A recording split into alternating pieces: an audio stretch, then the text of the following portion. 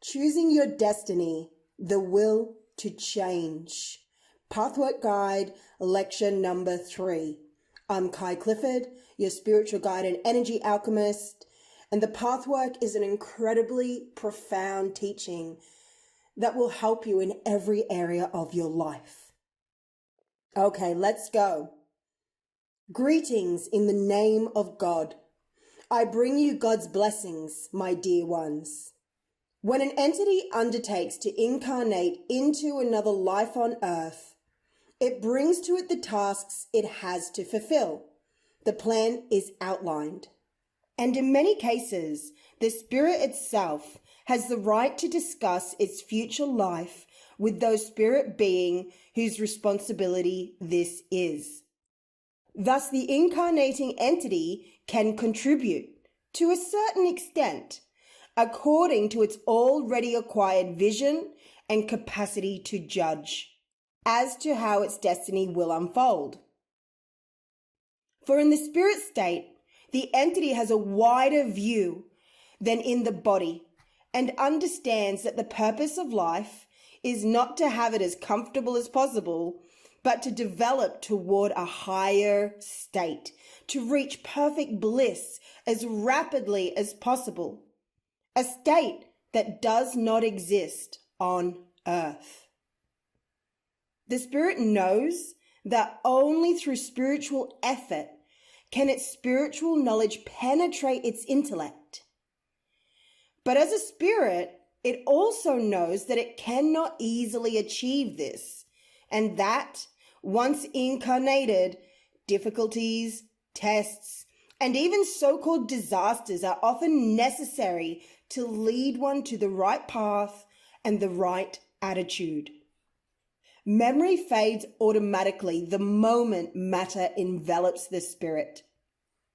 This is essential, for spiritual awareness has to be fought for, and this can happen only when one takes the trouble to search within the self, not only outside and in general terms for God and the truths of creation.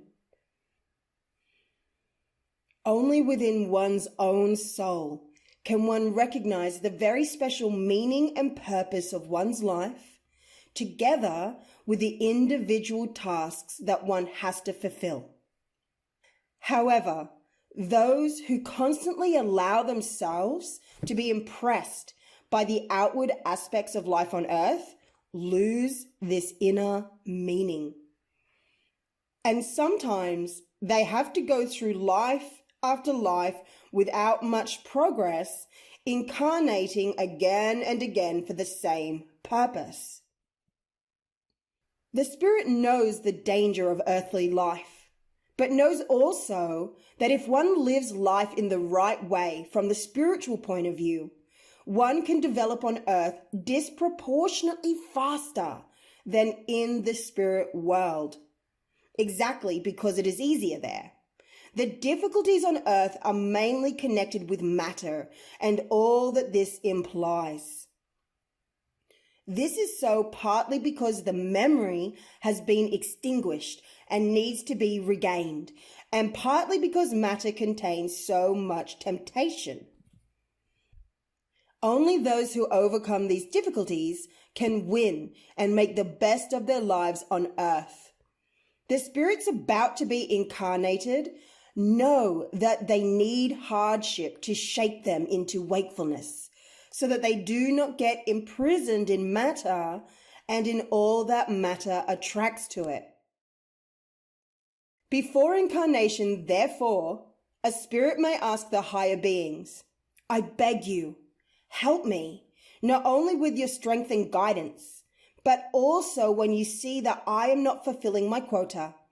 Send me tests and trials, for when these come, I have a better chance to wake up and look at my life from a different point of view than when everything functions regularly and without friction. That is, when all my wishes are always fulfilled within the scope of the possible. So it is important for you, my dear ones, to recognize that many of the events in your life which seem to repeat themselves were chosen and planned by you when you still had your wider vision, before matter enveloped your spirit. It will be helpful for you to know this. A very ambitious spirit may sometimes even ask for a particularly difficult destiny, knowing clearly in the state of freedom from matter that the pain to be suffered is little and of short duration in comparison to the gain. This should give you food for thought. I suggest to each one of you, my friends, to think about your life and your trials and tribulations. Ask whether they could not have been chosen by yourselves to make sure you do not remain unaware of something that you should fulfill. Contemplate from this viewpoint what you should still find and solve within you. If you search for it with your entire will, the answer will be given to you. You will sense it. You will be given insights. This too has to be learned. It needs practice. Do not believe that the ability to meditate will come by itself. It needs willpower, perseverance. You have to fight your negative currents. But the reward is great and truly blissful. The effort is worth it. When the spirit world recognizes that a person does this with sincere goodwill, then guidance will be given also from the outside to help you achieve what you intend. When a spirit realizes after life is over and it has discarded the material shell that it has not fulfilled everything it had planned, it is often allowed to bring the past incarnation to completion in the spirit state, to finish tasks already begun and to shed some burdens. One can then, as a spirit, continue to be involved with family or whatever group of people one had intended to accomplish a task with. Only then, it is much more difficult. It is easier in the sense that clear vision is restored, the extinguished memory regained, and one understands what it is all about. But it is more difficult because the possibility of effectively working is much reduced there. For instance, a living person can influence another especially effectively by overcoming his or her own faults. Indirect influence is always effective and lasting. Example is always more convincing than words, persuasion, or forcing one's will upon the other, no matter how right or well-intentioned one is. To the degree you overcome your own weaknesses, affirm the spiritual laws within yourself, and learn to love, you will get closer to your fellow humans where you need it. It must be so according to spiritual lawfulness. This is indirect influence, but eventually the result becomes evident to everyone. However, as a discarnate spirit, you cannot do this. For most people are not open to receive what a spirit is trying to convey through inspiration. Even when they perceive it, they often misinterpret or forget it. So it is much more difficult and takes much longer for anyone as a spirit to finish the task begun on earth, if it can be accomplished at all. One may still need another earth life for this purpose. Thus, every human being and every spirit erects the world in which he or she lives.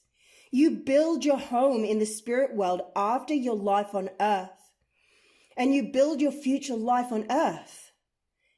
Every act, thought, feeling has its form, which then builds the spiritual home. Even though only temporarily, as well as the destined events of the future incarnation. All this represents not only the natural outcome of the person's individual attitude and outlook, but the spiritual forms so constructed indicate exactly what this entity needs for its further development. Meditate on these words, for they contain much. They again exemplify that the equation must always come out right. Hardship is self-created, yet precisely because of that, it contains the only medicine there is.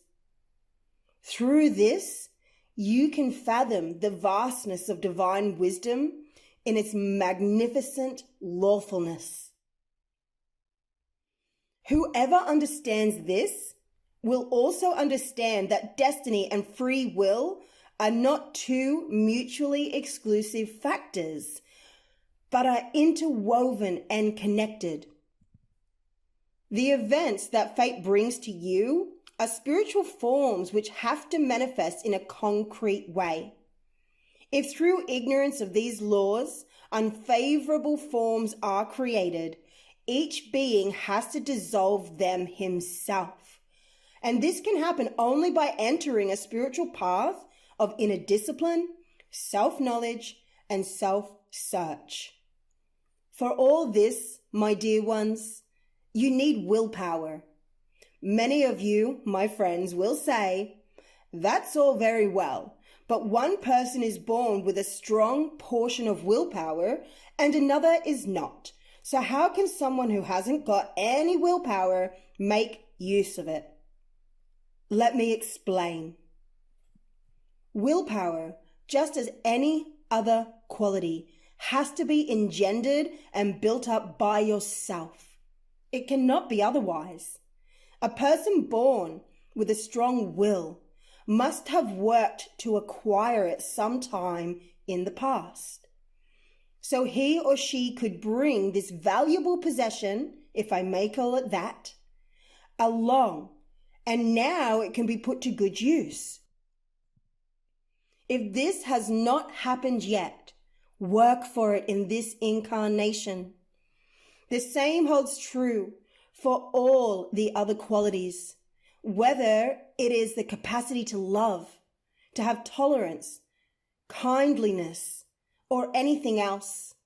And I would like to show you how each one of you can acquire willpower. For God never asks for the impossible from anyone, my dear ones, ever. Willpower is a direct result of understanding, of knowledge, and of the corresponding decision. For every human being has a certain amount of strength, and it is entirely up to him or her in what direction to channel it. Many people waste this strength either in useless efforts which build nothing that is of spiritual value, or they give over to sick, unpurified emotional currents. These use up much energy. It is yet another spiritual law that energy used for spiritually positive goals is always replenished. But when your strength is caught up in negative circles of spiritually unproductive currents, it gets depleted and wasted because it cannot be renewed, at least not sufficiently. This is why you so often see that people who do a lot of good seem to have superhuman strength. Those who know what life is all about will channel the energy at their disposal wisely and reset the inner switches accordingly. When one just drifts along without giving a thought to the true meaning of life, much of the energy will go into false channels and thus be used up without sufficient renewal. Thus, the first step toward willpower is thinking, or as you also call it, meditation in the right way. Because for someone who has gained a certain understanding, it will be easier to draw the relevant inner conclusions and to make the outward decisions that follow from them. It is a decision and an inner reorientation when a person can say, well, I live here on earth for a certain reason. Maybe I lack the willpower to fulfill the purpose of my existence as well as it could be possible by overcoming all my resistances, but I will ask God for this willpower. For basically, I do want what is good. I do love God, and I will take the time and the little effort to reflect upon these things and open myself to divine enlightenment and devote regularly, daily, about 20 to 30 minutes to my spiritual life. And when I find that at first I still lack the willpower, then I will take this problem into my meditation, into my dialogue with God and with Christ, who is there to help me, and with my spirit helpers who are also waiting to assist me in case I fulfill the conditions to receive teachings, to gain insights, and thus to help my still weak willpower to grow. Everybody can do that. This much willpower, this much self-discipline is available to everyone. You do not have to start with what is most difficult. After all, you do not start with the roof when you build a house, but with the foundation. The idea is to shift the energy and the emphasis. When a person finally makes a decision and abides by it, a decision that is not too difficult or too much for anyone, then the spirit world will also help to strengthen his or her willpower, so that the further and actually more difficult steps of development will seem much easier. I can promise this to you, my friends, and some of you can already confirm that it is so. And thus, even the person who initially was lacking in willpower will, in due course, have just as much as those who were born with it. Those who understand what is at stake and to what area to shift their main concentration, and who bring this understanding from a superficial, intellectual level into deeper levels, will be able to take the necessary decisive step. It happens through the regular practice of the correct meditation, which of course has to be learned as part of this path. I talked about inner decisions in my last lecture.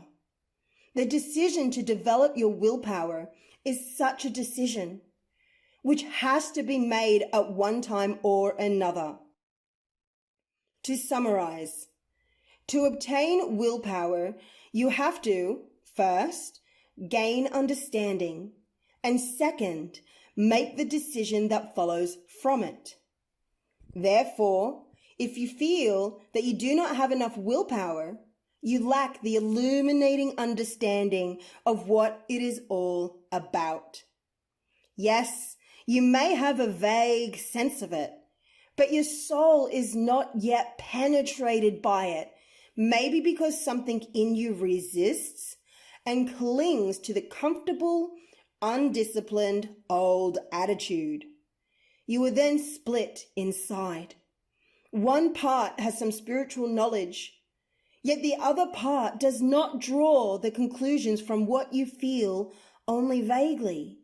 The fact is, you do not really want to know. This is why the first step must be to deepen the spiritual knowledge, to work on that first, so that the whole personality is penetrated by understanding. When you do this first, and you can, if you take a little trouble and time, you will certainly make the decision and have the willpower to direct your life and your energies toward the spiritual recognizing and fully understanding that only in this way can you also solve the problems in your earthly life. And this is how a person creates within the self such a powerful energy that all subsequent steps upward on the path will become easier and easier. As always, and in everything, the beginning is the most difficult. From our perspective, we often observe that people who believe they do not have enough willpower would have it if they directed the available energies into the right channels, if they only reset the switch. But only the insight into the necessity of this change will make you act. As long as you deceive yourself into believing that you can manage without it, you will not act but amble along as before. The pursuit of a path that seems comfortable, however, means that the relationship to God is not entirely harmonious. Therefore, if you find yourself in this situation, start thinking about God and Christ instead of shying away from such contemplation. And you will have to admit, regardless of what exactly you believe or not believe, assuming that you are not an atheist, that you owe God some attention. And you can also give thanks to Christ for all that he has taken upon himself for you out of his love. All those who meditate and reflect upon these things in this way will have to arrive at the right conclusion and will have to make the right decision so that their lives become living religion and not just a theory. Do you think that we expect too much of you? Is it too much to devote a little time and effort every day to look into yourself, to find the areas where something is lacking so as to improve your spiritual awareness? And when the willpower is not there, and it is so difficult to muster a daily discipline, then, after asking for help, search into yourself to find what it is that hinders you so much.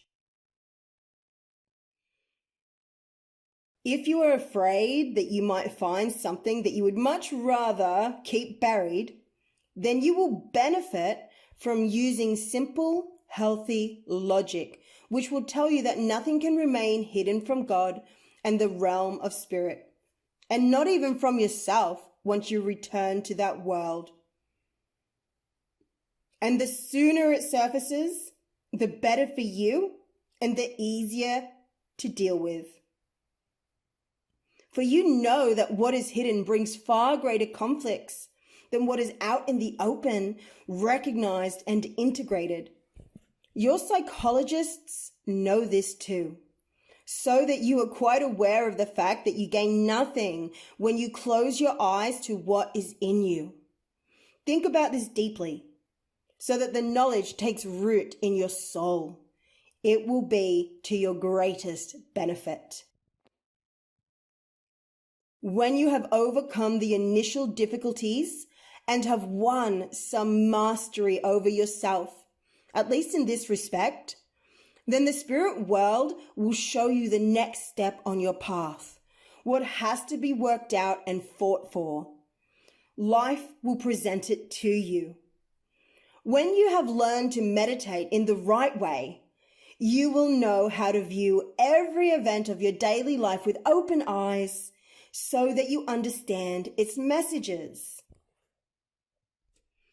Even those friends who have overcome the initial difficulties do not always use their quiet hour in the best way. They meditate too often in general terms, always in the same way, not only when praying for other people, but also for themselves.